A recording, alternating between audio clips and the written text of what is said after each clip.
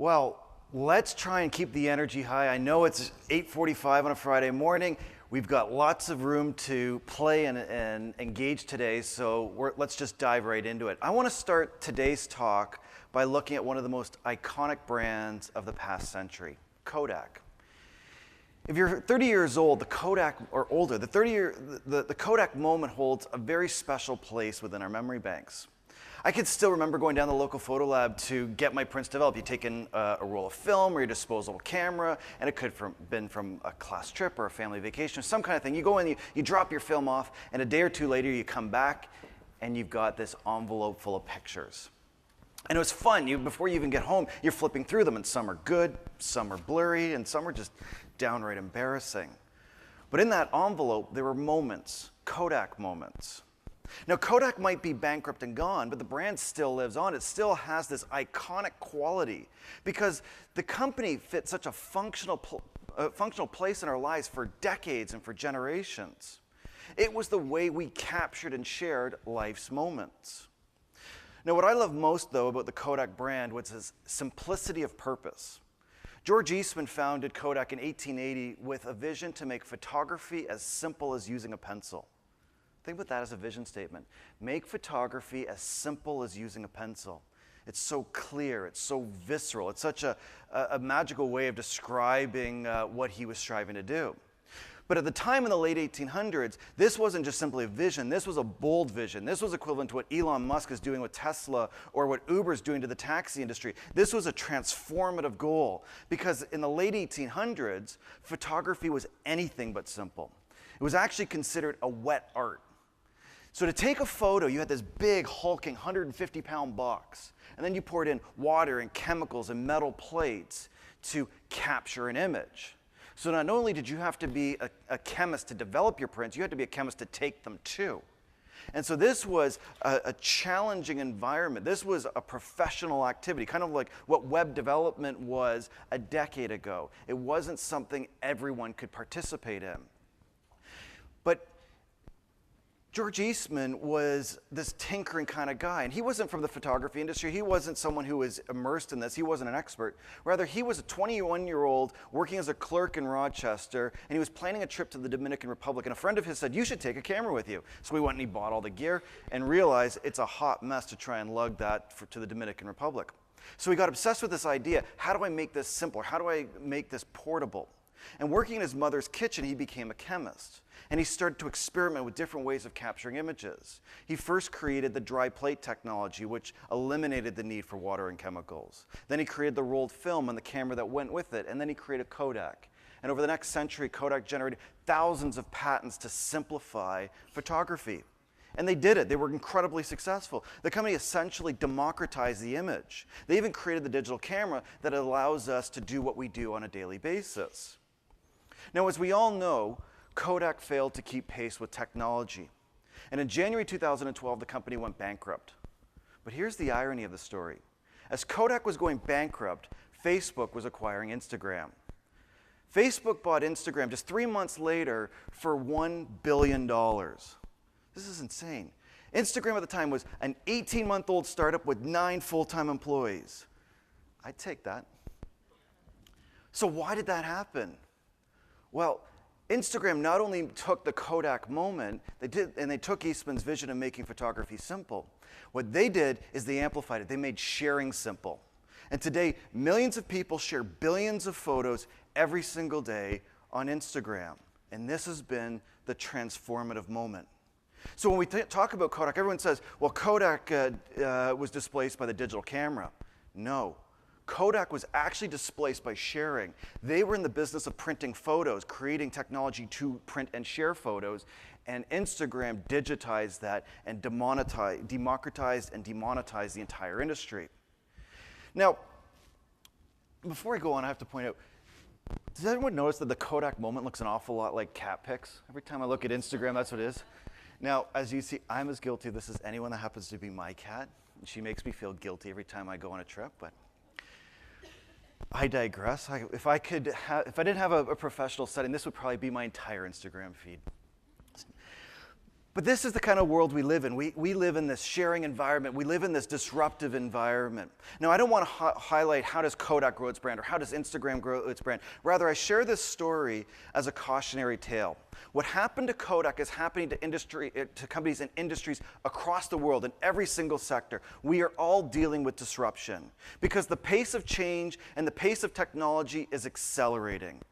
And that pace of change is unrelenting. It's unforgiving. And if you can't keep pace, you will be displaced. I love the alliteration of that. If you can't keep pace, you will be displaced. And so we can see this happening. We see what Uber is doing. We see what Airbnb is doing. We see what all these disruptive technologies are doing. And we admire them. We look at them in the magazines. We see, I want to be like that. Well, the thing is, chances are you're not going to be a disruptor. You are going to be disrupted. You're going to be in the Kodak kind of scenario in your business. And in marketing, we are dealing with this on a regular basis. Our world is changing every 2 and 3 years. Instagram changes its feed or its algorithm. Google changes its algorithm. We have to adapt. Twitter's not getting its financing that it needs. Will it survive a year from now? We don't know. We have all these shifts happening. And naturally, we ask the question, what's next? Now, I don't really care about what's next. I can't predict that. What I want to know is what's now. How do we win right now when the rules keep changing? And this becomes a really tricky question because when I look at the world around me, how do I find a best practice? Well, we go to Google. We look to how other companies are surviving. We look to what others have done. The problem I have, though, in the B2B space is much of the marketing strategies and practice that we have and the best practices that we consume are often strategies and tactics that were built for another generation. They were often built for baby boomers by baby boomers. And we're trying to shoehorn these ideas into our modern marketing activities. And I can illustrate this with a very simple example. This is my model for how B2B brands were built prior to the internet. This was how baby boomers grew their brands. So when you look at this model, what do you see? Anyone? What's that? Eyes? Participation will be rewarded. We got 20 books to give away. I do not want to take them back to Toronto. I love engagement. Two eyes. Anyone else? Anyone else see anything? Boobs. You were the first person I've ever heard say that. And we were all thinking it. Thank you. Thank you.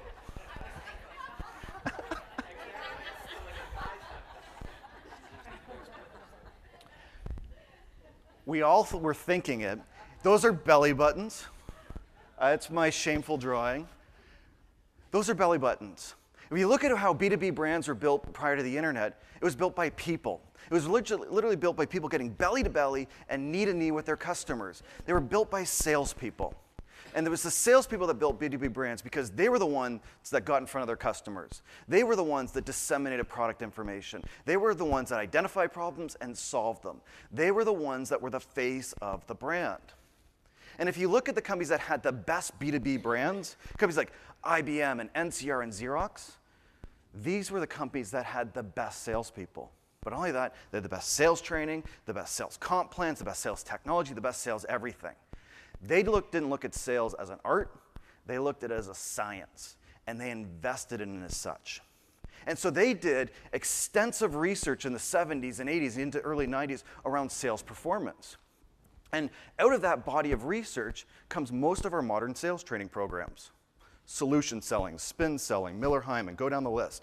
They were all created out of that body of research. And here's the challenge. We're trying to apply that to our businesses today. We're still buying those programs. The thing is, they only fit in a microcosm. They are great in teaching a sales rep how to close a deal or how to develop a deal.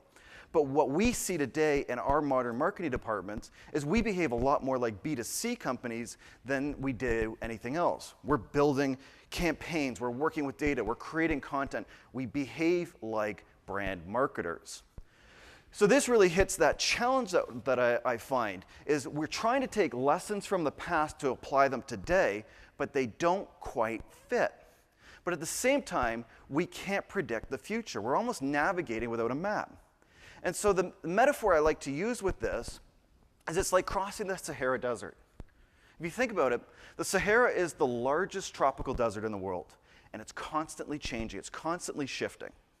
So if you were to draw a map of how to get from point A to point B and plot out the whole route, well, chances are the map would be obsolete before the ink dries, because this place is constantly changing. So when you look at this environment, how would you navigate it? What would be some of the tools or tactics that you do? The stars. Thank you. Anyone else? Yeah. The sun. GPS. All right. I should carry more than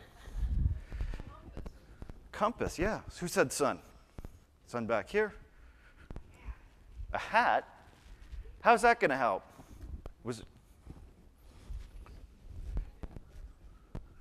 So you have a tool. Cool. So what we're talking around is really two things. Put your hands up to who said the last two comments. I think there's some hot spots here. Bear with me. So there's two things that we're working with here. One is constants, the things that don't change. So the stars, the moon, a mountain range, trees, an oasis, the things that don't shift are your constants, and you can navigate with them. And then the other, like the hat, are opportunistic tools. We use tools that will help us on the day. And if they work for us, we use them. If they stop working for us, we drop them and move on. So that you might use the locals. You might join a caravan. You might have your GPS. If you've got it, you use it.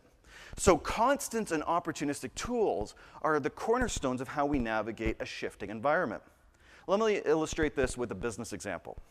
So a few years ago, Jeff Bezos, who's the founder and CEO of Amazon, was speaking at a conference, and somebody asked him, what do you think will change over the next 10 years? And he said, you know, that's a good question. It's an interesting question. It's something I get asked all the time. And then he pivoted, and he said, you know, the question I don't get asked very often is what won't change? And what he went on to assert is what won't change is the more important question, because that's where you build business strategy. So in Amazon's case, they have three constants. Price, people want low cost or low price, lots of choice, and fast delivery. Nobody ever calls up Amazon and says, Amazon, I love Amazon Prime. Next day delivery, it's the best. But could you slow it down a little? It doesn't happen. And Amazon knows this, and Amazon has a constant of fast delivery. So they innovate and they experiment, and we see them working with drones and courier companies and having their own in-house courier system now. Why? Because they know if they can get their delivery down to an hour, well, then they can ship produce. And if they can ship produce, they can compete with Walmart. And that's game-changing. So we're looking for really three things to navigate a shifting environment. And it kind of looks like this in a three-circle model. Can everyone see that, roughly? So pull this up. So the first thing we have is our vision. What's that goal that we want to have? Make photography as simple as a pencil. What is it that you want to achieve? Next, we have our constants. What won't change? This gives us a stable ground. And then third, we have our opportunistic tools. And so this framework is essentially how we start to build strategy in an ever-shifting marketplace. We want to know, what do you want? Then the context of what won't change, and then what can we use to create a competitive advantage? And this is what gets really exciting for me right now. Constants and vision have been around forever, but the pace of change is creating opportunistic tools almost on a daily basis right now that we're allowed to pivot and create a competitive advantage. Uber is a product of its time. It couldn't have existed in 2003. But what we're able to do right now is they're taking advantage of mobile and GPS and all of this infrastructure to create a transformative technology. And so what we can do is challenge convention by using the tools available to us. And we've been exposed over the last 3 days to tons of different tactics and tools that we can start to apply to our businesses to create a competitive advantage. Now, you can use this framework to build your business strategy. You can use it in product strategy. You can even use it in your brand development. But I want to pivot us to something that's a bit more tactical. I want to apply this idea to a set of marketing lessons that you can apply to your business on Monday. So let's look at something a little bit more granular. One of the constants in a B2B environment, which is consistent for all of us, is relationships. What we're striving for in our brands is to create a first choice advantage. For me, branding isn't about logos and taglines and colors. Branding is about the relationship we form with our customers. And what we want is to have our customers know us, like us, and trust us. If you think of any remarkable brand, Apple, Nike, Starbucks, your favorite restaurant that you go to on a weekly basis with your family, any one of them, they all have that one thing in common. Their customers choose them first. And so this is what we want to try to achieve within our brands. How do we create that relationship, that bond where our customers know us, like us, and trust us? And if they know us, like us, and trust us, they will find us, they will choose us, they will engage with us. And this is what's so powerful about it. We want to get someone to not only choose us, but think of us, refer us, and come back again and again. And that's what branding is. The tactics are your website, your colors, your taglines. Those are ways of embodying your business. But the brand is in the relationship. And if we can facilitate that, if we can use opportunistic tools and concepts to create better relationships and make it stronger, then we are going to create a competitive advantage. So how do we do that? What I'm going to share with you going forward in the last half of today's talk is 3 principles that you can use to create a first choice advantage. Now, to do that, I want to introduce you to a model called the 3% rule. The 3% rule is a model to think about how customers buy. And what it articulates is that there's really 2 modes of marketing. And before you go there, so the 3% rule, this triangle represents anyone who can give you money. These are current customers, past customers, and prospects. But in that body, there's probably only 3% who are in an active buy state right now. Now, in that top 10%, these are your active customers. These are people who are proactively going to your website and proactively talking to your salespeople. You've got another group that are inactive. They are not necessarily engaged with you yet, but a well-placed campaign or a well-placed call or a well-placed ad can trigger engagement. And so this top 10% is where the lion's share of marketing dollars go. But a disproportionate amount of our marketing dollars fall on deaf ears because 90% of our customers are in an inactive state. So you've got a third of your customer base who have a need but aren't ready to act. These are the ones that waste your sales reps' time constantly. You got a third who don't have a need, and a third who just are not interested in your company. They're brand loyal to somebody else. They're not ready. They're not in the right space. But regardless, what we want to do to create a first choice advantage is to engage both active and inactive buyers alike. If all your marketing dollars are going on demand gen, then you are not building your brand. And that's a profound thing to say, and we'll come back to that. So what we want to do is engage both deliberately. So how do we do that? So we'll look at 3 principles. The first principle is focused on the active customers, which is active buyers binge. It's like Netflix. When you find something you love, you crush it. New season of Orange is the New Black, binge. New season of House of Cards, binge. The new season of The Ranch came out a couple weeks ago. I binged. And it was season 2. It was with Ashton Kutcher. There's a lot of shame going into say that, but you find things that you love and you crush them. And you crush them in a disproportionate amount of time. You just consume it all. And this is a behavior that is relatively new. But when we find things that are interesting to us, we will consume a lot of content in a fast burst. And our customers are doing the same thing. When our customers are in an active buy state, they binge. They read your website, they read your blog, they download your white papers, they watch your videos, they search for you on Google, they check you out on social media, they consume it all in a burst. And then after they've made a purchase decision, whether it's with your company or somebody else, they stop, the binge subsides. And this is a fascinating behavior. The reason that we binge is it's a fear response. We want to get educated. It's like putting on armor. The more you know, the more secure you feel in the decisions you make. But this binge phenomena in a B2B state is actually a shifting dune. This is a new phenomenon that's only come about in the last couple of years. And so we need to be able to adapt to it because it actually is flying in the face of much of the technology and best practices that we've been prescribed over the last 2 or 3 years. And the reason the binge is new is it's really based on a concept called content shock. Is anyone familiar with content shock? It was created by Mark Schaefer a couple of years ago.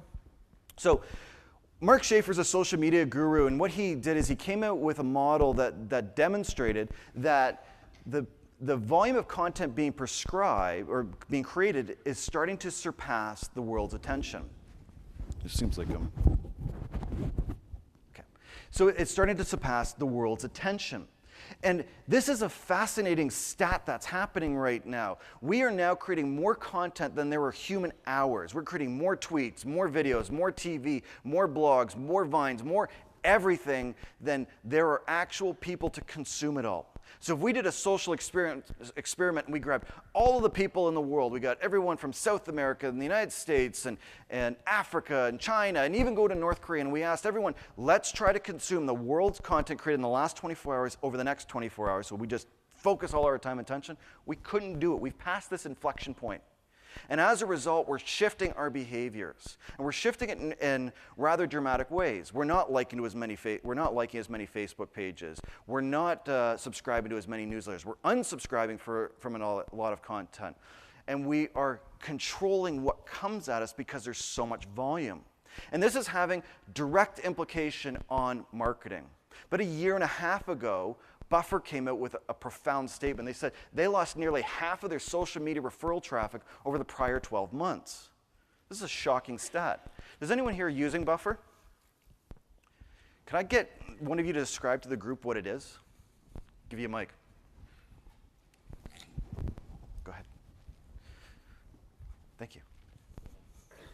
So Buffer is sort of like Hootsuite, I guess, if anybody is familiar with that. You just connect all of your social media profiles to it, and you can update everything at the same time, schedule social media posts, and it also shows you the analytics for all your posts as well. Thank you. So it's a social sharing tool. What was your name? Alanis? Hovannes. So Hovannes is giving us a great example of what it is. So you would think a social media sharing company would want to bury this lead that their social traffic is falling like a stone. But that's not Buffer's brand. Buffer's brand is really based on authenticity and transparency. So they came out and they shared this data. But what was fascinating is a week or so later, several other major firms, major tech companies came out and said the same thing. Moz, Copyblogger, SumoMe, they all said the same thing, that their social referral traffic is falling like a stone. And they attributed it to content shock, that the volume of content has now got to such an extensive level that people are not sharing as much, they're not engaging as much, that participation is waning. And so this starts to fly in the face of what we've been prescribed since around 2013, that we want to create an editorial calendar, streams and feeds. We want drip marketing. We want lead nurturing. We want to bombard our customers with more content. But what we know as for ourselves is we don't want more content. We want content on our terms. And the reason for that is, after we've crossed this inflection point, there's no fear of missing out. You can't even keep up to it now. So we don't need to follow what the thought leader is saying on a daily basis unless we really trust them and want the relationship. But for most of us as B2B brands, we don't have that kind of bond. We want to be able to create that connection when the customer wants it. So the companies today that are creating a competitive advantage are facilitating the binge. When you can facilitate the binge instead of bombarding people on your terms, you start to really stand out in your marketplace, and this plays brilliantly to the top 10%. So how do you do that? Well, there's really two elements. One, you want a website that sells. My measuring stick for a B2B brand is your website should sell as well as your best salesperson. If it doesn't, you got a web project on your hands. So what does that mean? Anything a salesperson would say on a call, pricing, product information, demos, you name it, anything that a customer is going to ask, you facilitate. If the sales rep is driving towards next steps and giving content in a logical fashion, your website has to do the same thing. We want the website to essentially carry a quota. And that means we want to create and facilitate the binge just like a sales guy does when he's face-to-face, belly-to-belly, and knee-to-knee with their customer. Now, the other element to this is social media. One of the things that we find in social media is, for years, or even the last decade, B2B companies have been trying to make social media a demand generation tool, and by and large have not been successful at it. Nobody's buying a $100,000 product off of a tweet. It doesn't work. But what we do use social media for is social proof. What I'm looking for are, do you have other people who know you, like you, and trust you? Do you have a community? Do you have connections that validate that you're as good as you say you are? So what I look at is when we have this world around you, your digital assets, is do they validate your brand? Do they give it credibility, which can be measured in velocity in your sales funnel? So what we're trying to do right now is use our social media to demonstrate that we're as good as we say we are, so that you've got community, you've got reviews, you've got testimonials, you've got PR. All of this starts to work as a way to accelerate your sales process versus lead gen. And when you put these two pieces together, you're able to really facilitate the binge. It's not to say that you're going to be creating less content. You're creating just as much content. You're probably going to do it on an editorial calendar, but you're using it in a very direct way. Now, I think we can get our heads wrapped around content creation. We've talked about that extensively over the last 2 days. So I want to put this on the shelf for a second, and I'll come back to it if you have any questions or thoughts. But what I want to show you is even cooler than content creation. What I want to show you is that you can actually spot the binge in your data. And this is so cool, because now I'm able to see how my customers are engaging when they're in the top 10% so that we can pounce on them at the right time. So what I'm going to share with you are 3 reports on how to spot the binge. The first 2 are free, and anyone can do it. You can use it on your base infrastructure. And the third is an advanced tip. Many of you will be in that realm, but to me, it's where it's the holy grail of marketing technology is right now. So first report, use your email data. Simple way to see if somebody is binging is to go into your email in Constant Contact or MailChimp or whatever platform you're using and sort the campaigns by number of opens. And what I'm trying to see in this report is who's actively engaging. Now, if you've got a monthly newsletter or some other kind of campaign, you'll notice that your customers are going in and out of engagement. And this is a phenomena of content shock. But what I want to see is the people that start to spike month after month or week after week. I want to see those spikes of engagement. And when I see that, when I see somebody like Kathleen who's opened up an email 50 times, that makes me go, that's interesting. This piece of content resonated. So I'll go through a 2-step process. First thing I'll do is I'll go into my CRM system. So in my case, I use Salesforce.com. So I'll go into Salesforce and I will see, do we have an opportunity or an active lead open with this individual? If so, I notify the rep and give them the information. If not, that's an opportunity for my sales rep to call the individual and engage with them in a deliberate fashion. So we want to be able to engage with people who are engaging. Because we know in the 3% rule, chances are a big part of our database is in that lower 90% at any given time. So if we know when someone's merging into that top 10%, this is where we want to act, and we want to act fast. Now you can also see a binge in your Google Analytics.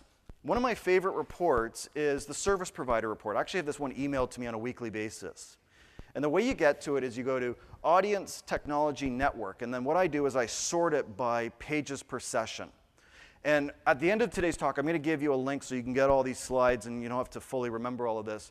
But what you can do with this is see the domains that are actively engaging on your website. And a B2C won't necessarily do this type of approach, but in B2B, we're typically going after corporations who have domain names.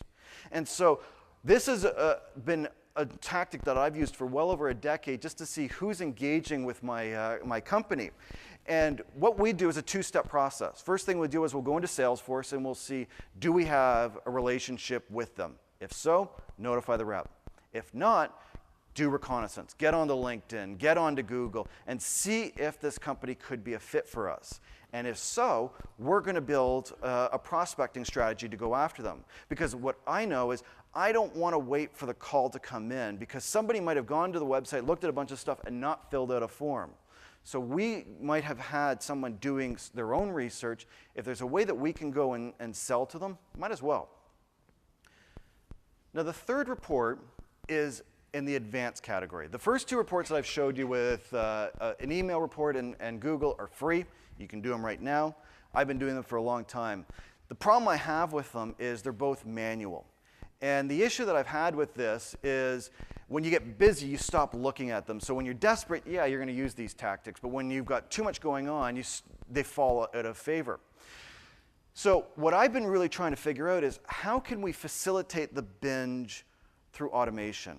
And so in my case, marketing automation is proving to be the holy grail of marketing technology because it gives me a deliberate fashion to facilitate the binge.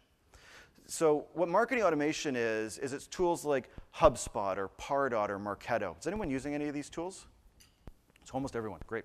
So if you're not using it, what a marketing automation tool basically does, it connects your website to your email to your CRM, and it brings it all together. Now, in many cases, we're using it to push content, to drip market, to be creating streams and feeds and publish and pray and hope we get success. But what I love using the tools for is to spot the binge so we can act on it. So here's a real simple example. I use Pardot in my business, so that's Salesforce.com's marketing automation tool.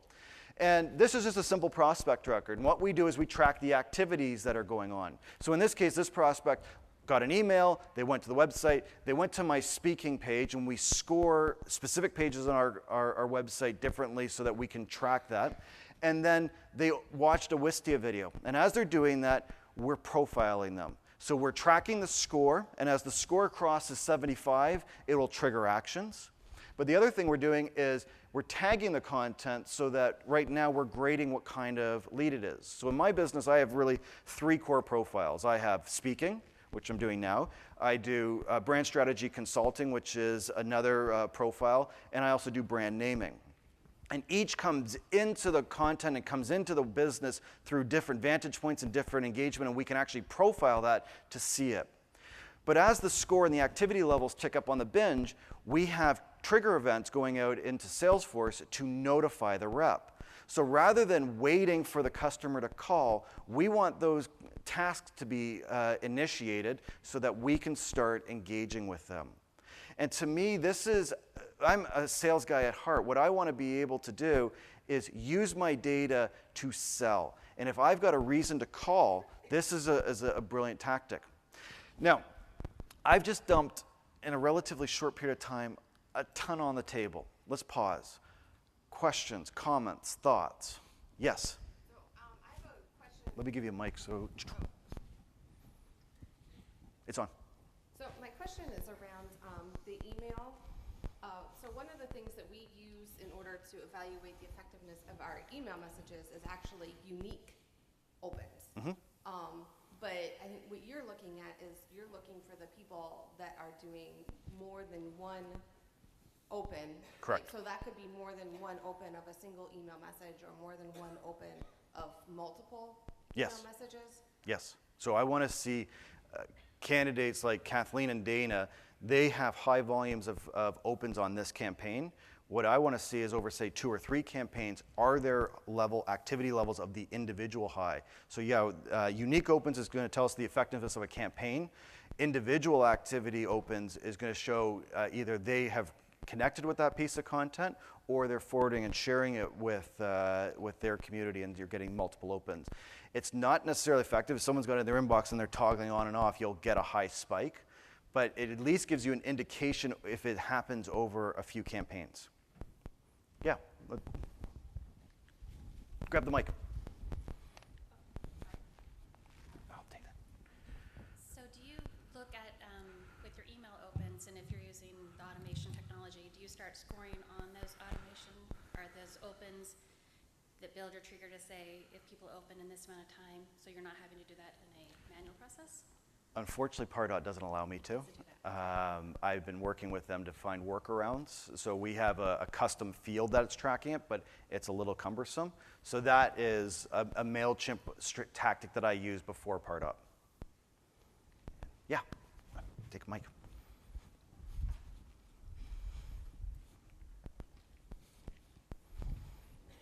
I'm just wondering why you would look at opens and not click-throughs in this, just for people who go through and delete things, and sometimes it counts as an open, even if they haven't really opened it. All the metrics are useful. So click-through is going to give you some, opens are going to give you others. The reason I use opens in my campaigns is I'm pushing my content strategy through. So I don't have a high volume of calls to action in my content strategy because I'm doing what we'll talk about next, which is how do we engage people in the lower 90%.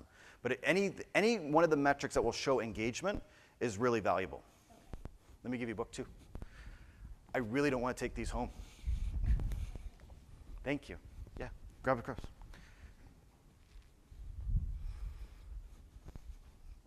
So we're actually in the very beginning stages of building a scoring system like this. But one of the questions we had is how often to reset the score.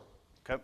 Because activity, if you build it over time, eventually everybody could reach a potential level where they're high scoring. So do you reset or start from zero every month, every 3 months, every 6 months? I'm just curious. So I do, and I don't have a clean answer for it because it is based on the profiles. So in the speaking world, it's based on a trigger event. A conference, for example, like Marketing Profs, is predictably happening every season. And we build our content strategy that a speaker is selected between month 9 and month 6 before the event.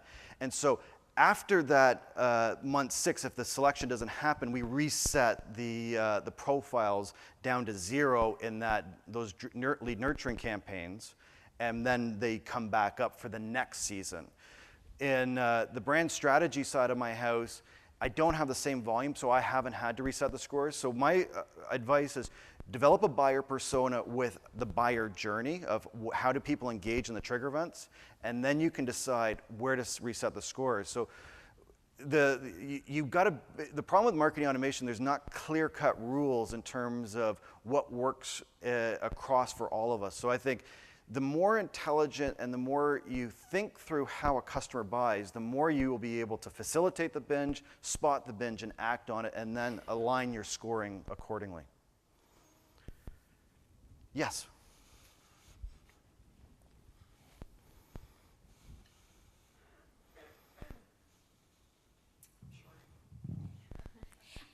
So we started to implement this maybe about a year ago. Okay. Got exciting all sorts of leads to pass on to our sales reps. And Yes. our sales reps have just been going, give us leads, give us leads, give us leads. We gave them leads and they said they're not warm enough.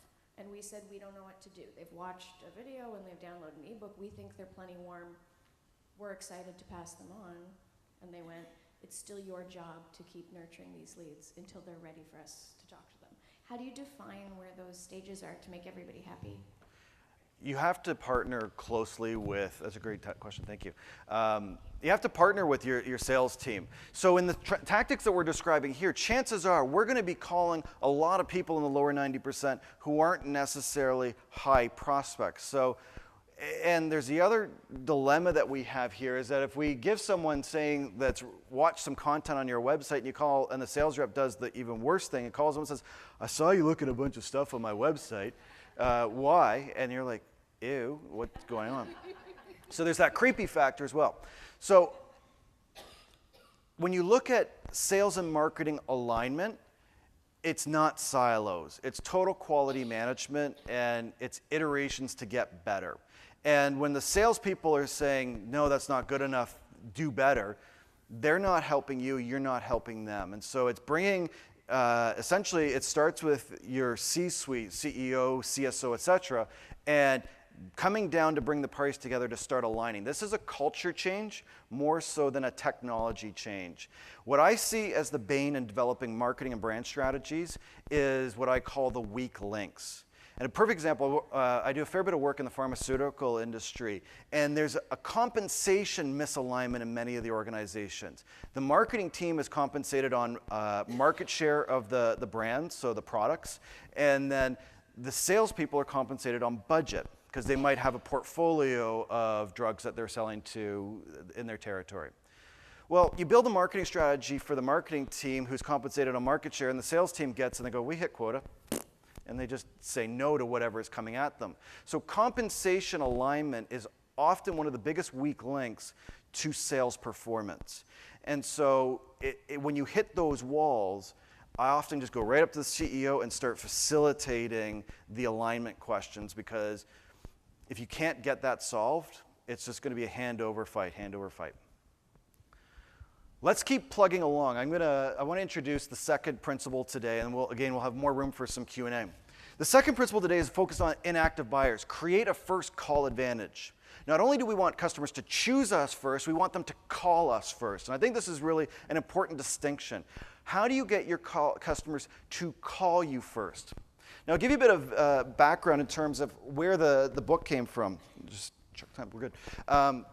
So where the book came from is I did a study of how small and medium-sized businesses grow their brand. I brought it out of my own experience in family business, and then I really started to go further, because one of the challenges I find is most of the branding and marketing books are around big companies, Apple, Nike, Starbucks. I want to know, how does a company with a marketing budget but not a vast one grow their brand? And there was two real distinctions that came out of the study. The first one is the companies that have the best brands are the best marketers. There's no accident around that. They're the ones that care more. They invest more, not necessarily dollars, but talent and energy to create remarkable brands. And the other key principle, though, and this was universal across everyone, is if you don't blow your own horn, nobody will. You've got to take responsibility for evangelizing your brand. You've got to take responsibility for engaging active and inactive buyers alike. Because if you don't do it, nobody's going to do it. And this is the first step to creating a first call advantage. But here's the challenge. What we've been talking about up to now is this binge idea, these active buyers, and building all this infrastructure and automation and content for active buyers. But 90% of your market are inactive buyers. A marketing message and a call to action will fall on deaf ears if you put it out to the wrong people. So the challenge and the question in the lower 90% is, how do you build a relationship with a non-active buyer? How do we connect with them in a deliberate fashion? And this is actually quite tricky. But if you're able to do that, this is where your brand is built. Here's the irony. Brands are not built at the sales process. They're not built in the top 10%. They're built before a customer has a need, often 3 years before someone's made a purchase, and then after the fact when they're using and working with you. The transaction is not the brand building moment. The brand building moments are before and active, and after. So if you want to create a remarkable brand, my recommendation is build relationships upwards of 3 years before your products and services are needed. So how do you do that? Well, one of my favorite examples is a company called Jim Gilbert's Wheels and Deals. They're an independent used car dealership in Fredericton, New Brunswick, in eastern Canada, and they are the gorilla of their marketplace. Now, I have to confess, when I profile all the companies for the book, these guys were recommended to me by Vistage, which is a CEO network throughout the world. And I went, how is a used car dealership in Fredericton possibly interesting? And used car dealership, I was being a snob, and I was being really ignorant, actually. And so I almost said no, but I'm so glad I didn't, because these guys are a riot. Now, you'll notice in their logo, they say Canada's huggable car dealer. If you go out to Fredericton and ask anyone about Wheels and Deals, chances are you'll get a hug. If you go to the dealership, you will definitely get a hug. And I can attest to this. I spoke at an event there last year, and Jim, it's small airport, small community, so Jim came out and he picked me up from the airport. He was really generous, and I was tickled by it. But the first thing he did was hug me. Like, from Toronto, I don't know how to deal with this. But you kind of get into it, and then he takes you to the dealership, and everybody hugged me. I'm like, okay. But you start getting into it, because this community, this group of employees are so passionate, they're so engaged, they love what they do, and they just have this vibe about them. And the reason that they hug, this is actually an enforced brand standard.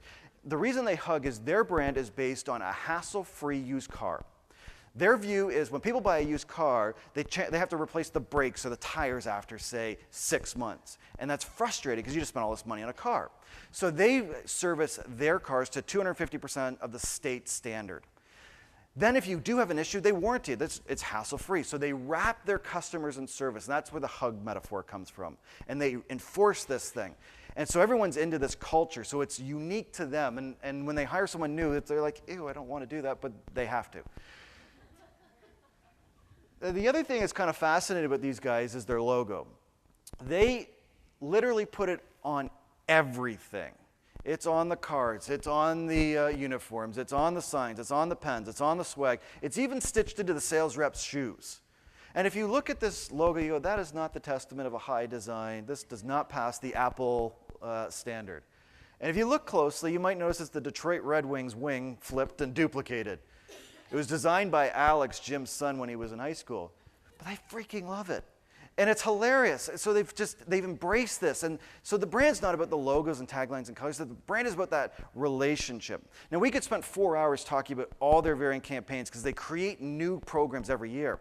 But what really is striking about them is how they engage the lower 90%. Their philosophy is to engage inactive buyers with small acts of generosity.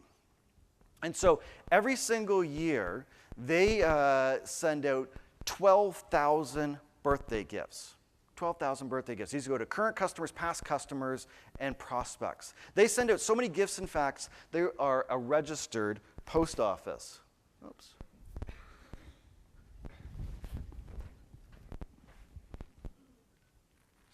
Oops. They're a registered post office. And so from a CRM context, this is awesome.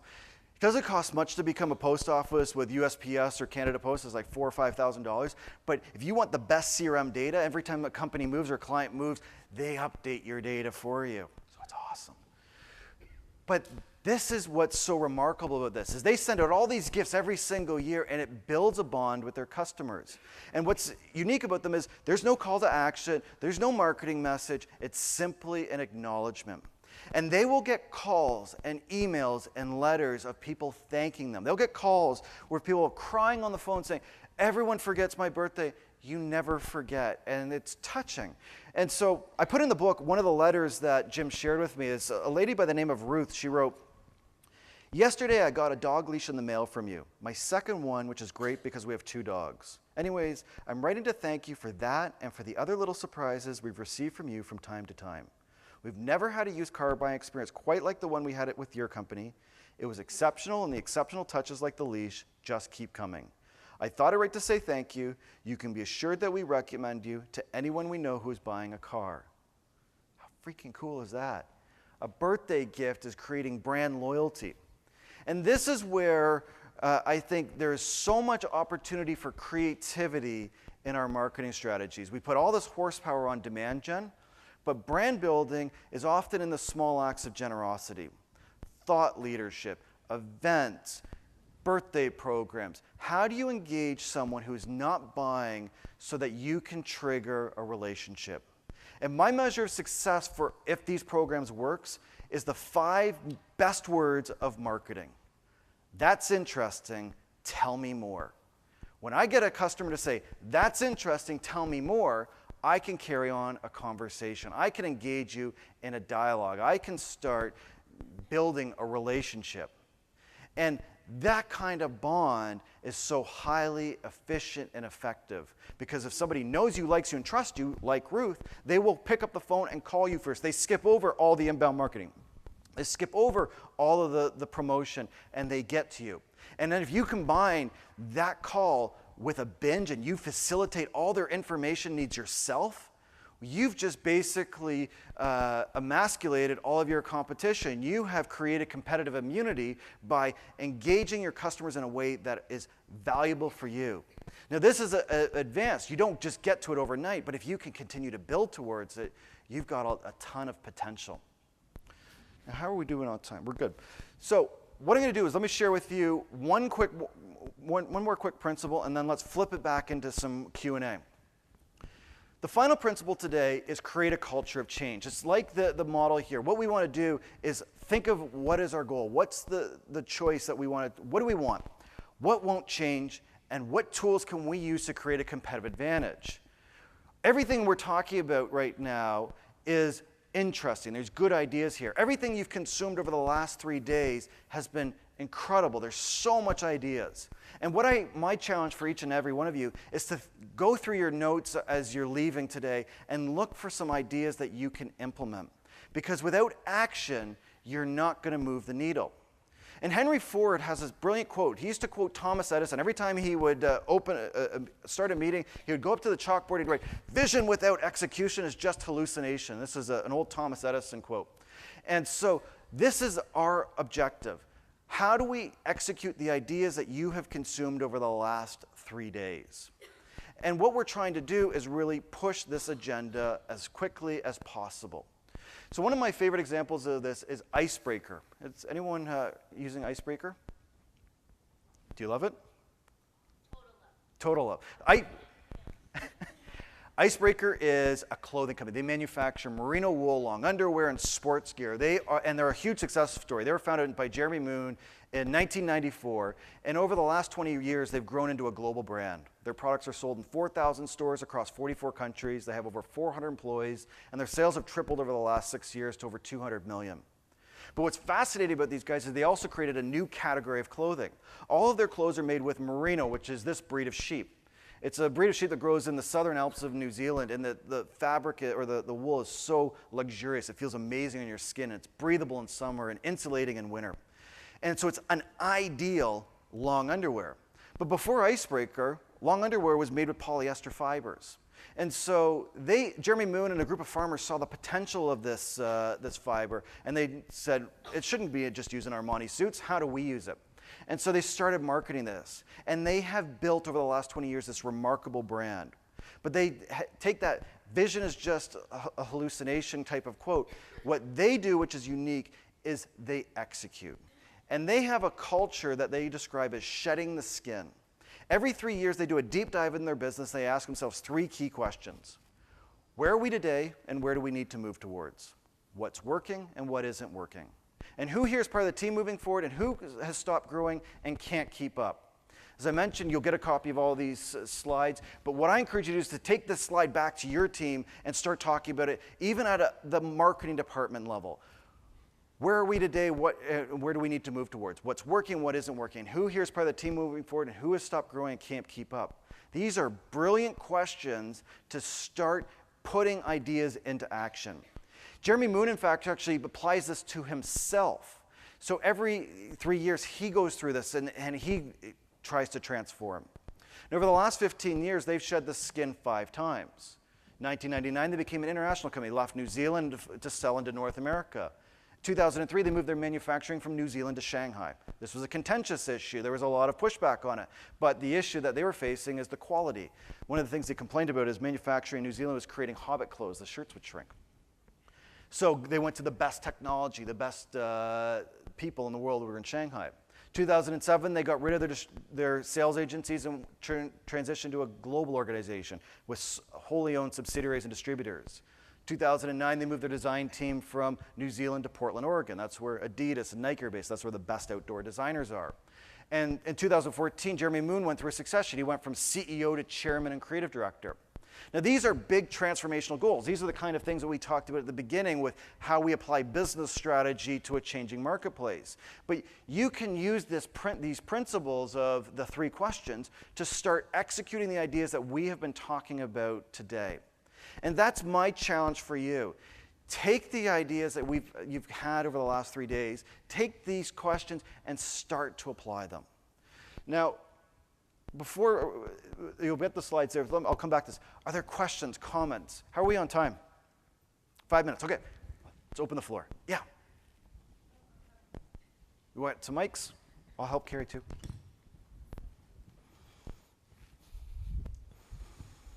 Hi again. So I just had a question on the connecting with non-active buyers and offering them thought leadership things like ebooks and events. We do a lot of that.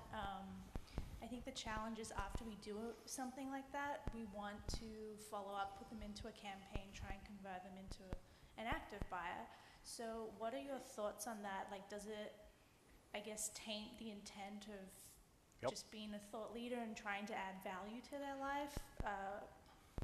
So I think you want to create clear calls to action that people can opt into. But at the same time, I would rather get you into a thought leadership program to nurture the relationship, not in a lead nurturing context, but in a thought leadership nurturing context, so that we can build the relationship. But at the same time, the call to action is omnipresent. There's always a reason why we're there. But if it's too overt, then you will get into that unsubscribe fashion. Or the best example is when you see a speaker come up and they do a marketing presentation of some kind, and then at the end they give an infomercial, and everything they said before that previous 40 minutes is just discredited on the spot. So I think you have to manage the relationship. It's one book per person, sorry.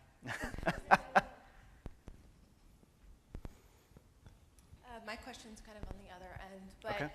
We're a pretty big company and we offer a lot of services. Our sales process is very long, and so there's a very long lead nurturing Okay. process, but we're having a hard time getting the approval for marketing automation. Okay. So we're down operating everything, email, we do our own website, everything. It's great individually, but we're having a hard case getting approval to do a marketing automation, especially with having such services that are really a different sell. How can I make a case for that? I think it's looking at use cases to sell it. So for me, I'm a 2.5 person company. I buy Pardot, and so if anyone knows what Pardot costs, it's about 12 grand a year. We've For looked me, at all of these, and it's just like, well, what we're doing now is okay. yeah. I think there's two. One is to talk to your peers. You will move there. It's like a website. In 2000, having a website was optional. In 2016, you're not a business without a website. Marketing automation is following a very similar trajectory, but at the same time, I think the more you can talk to your peers and relevant partners and customers and bring them in to show use cases to the executives, it's an educational cycle. So it's not an easy answer. On this side. So I actually have a little advice about that because Awesome. we ran into something similar. We actually did some experimenting. So we set up our own nurturing campaigns manually, and we did them very limited. We went through our data. Your data, you have data analytics, it'll tell you a lot, especially that service provider. So we went and we found those companies, and we said we're going to pretend to nurture to them, and we're going to score them and see what impacts come out of that. And it works. I mean, it really works. And so all we had to do was take that back to our execs and say, I mean, here's the data, black and white. Can't argue it, can't protest it. You know, give us 10 grand. Give us 10 grand. I love that. Can you come work for us? Can you pass that down, please? I came up behind you like Donald Trump at a debate. I'm coming. I'm happy I wore sneakers today. Maybe you should just lean over her, Jeremy, like snuggle. Well, we got an extra mic here. I just could have done this. Oh, thanks. It's I'm exercise. really being lazy here and sitting here waiting on me. What's your feeling on bribing people? Explain. Well, look, I'll explain. It's illegal. Our business is interesting. We only sell two things: natural gas and electricity. Okay. There's nothing sexy about it. It's commoditized. We're trying real hard to make it sexy, but there's two things.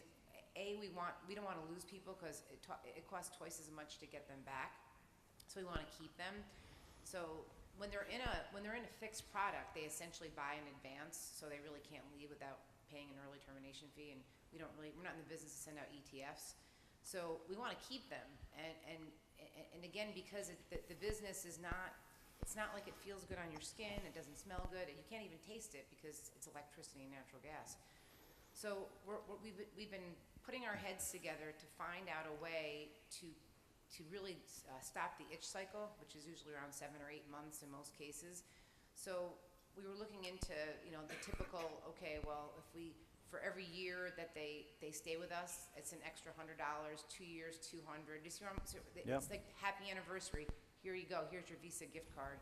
Do you think that's just like lame? Nope. No. I love loyalty programs. I am addicted to my Starbucks app. I don't believe I spend money on it. That I'll always buy coffee because it's free. But scan it. But the loyalty programs, I believe, are fantastic. But I would pivot to psychic income versus cashbacks. Say that again. Psychic income, travel rewards, gamification, other things. Do you have a suggestion? Yeah, because you're going to have 1099 people that you start if somebody qualifies for too much money. In the United States, That's right. 600 cumulative.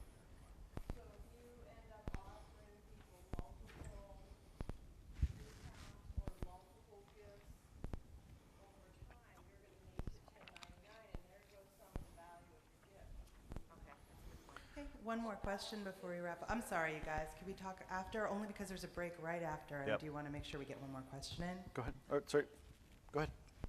Hi, question for you. So Sure. we do a lot of association events, Great. and I think that's a real opportunity to be pretty intimate with interacting with people. And so I wondered if you had any ideas for what to do on site at something like an event to maybe kick off that brand. And Sure. A great example in the book actually is this company called Brilliant Staffing. They're out of Chicago. They're a really fast-growing company, but they use sponsorship as their primary bucket. Now, their view is they will sponsor any bucket or any association or event within their target market, provided they have a human presence. And so they will do the intro speaker. They'll have a booth there. They will be very active and visible, and they choose the events they participate based on engagement levels. If they can't be helpful, they don't go. So I think that's the visibility. But their philosophy is bigger than the event. Their view is we want to create the illusion we're everywhere. So you saw them at an event, you saw them on social, you got an email. These guys are everywhere. So I think sponsorship and activity is great for the moment in time, but then how do you create density? Basically, how do you do remarketing campaigns so that you can continue to have that connection? Does that make sense? So we're out of time. I'm more than happy to hang around and ask any direct questions. But he's out of books. No, there's 4 books here. So if you didn't get a book and you would love one, I'm more than happy. There's 3 here to pick up. Everyone, let's have a hand for Jeremy Miller. Thank you. Thank you.